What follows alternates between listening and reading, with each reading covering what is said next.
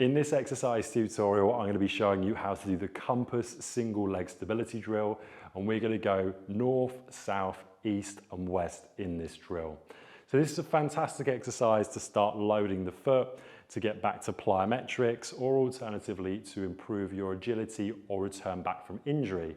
So what you're going to do with your left foot first is you're going to bring it into contact with the floor and bend your right knee. So in this example, I'm going to come north first, then east, and then south.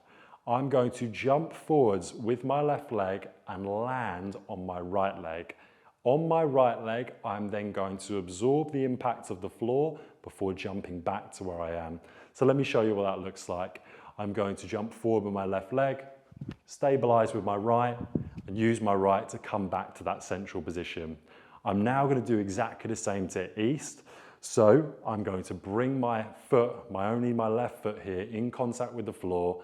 I'm going to jump out to east.